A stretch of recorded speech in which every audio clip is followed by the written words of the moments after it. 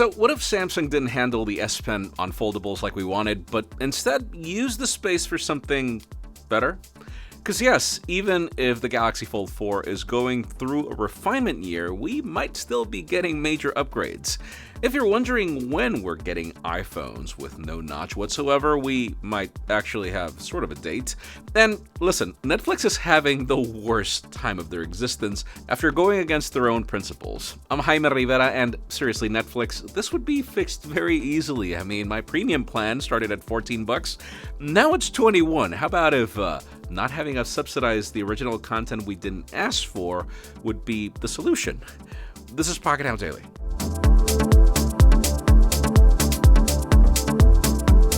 The official news today begin with Netflix and the disaster they've created for themselves ever since 2022 started. Earlier this year, they decided to hike the prices of their subscriptions in the United States and Canada, where the most basic plan now costs $10 and the premium ones are going all the way beyond $20.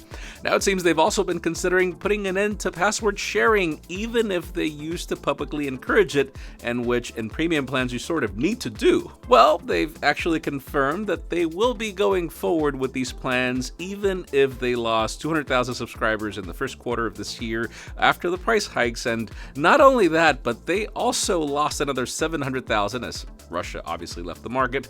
And they're on pace, according to them, to lose another 2 million subscribers in Q2.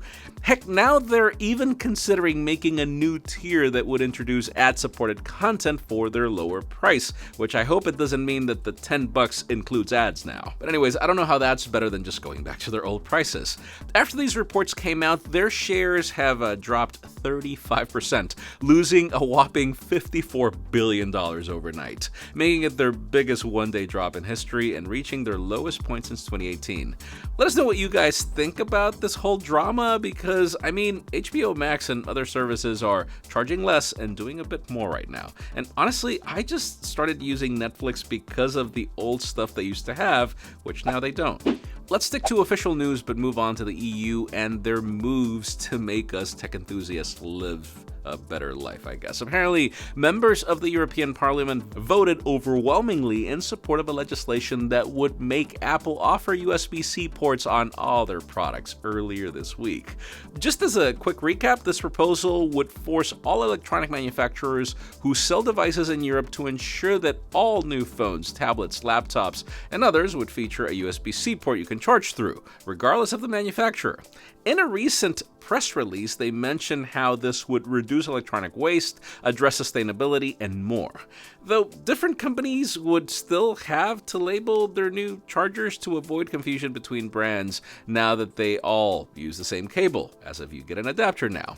On an interesting twist, the members of the European Parliament want the Commission to present a new strategy to ensure interoperability between all wireless charging solutions by 2026 to prevent fragmentation, though I'm not sure how that's a problem right now, as most companies have just adopted Qi as a standard. If this does end up happening, we should see some changes next month, I hope. Kudos to the EU. But now let's move the spotlight entirely to Apple and upcoming iPhones that are going to take a while to make it to the public. Lately, there's been a ton of back and forth on when Apple will entirely remove the notch, and it looks like it's going to happen around 2024.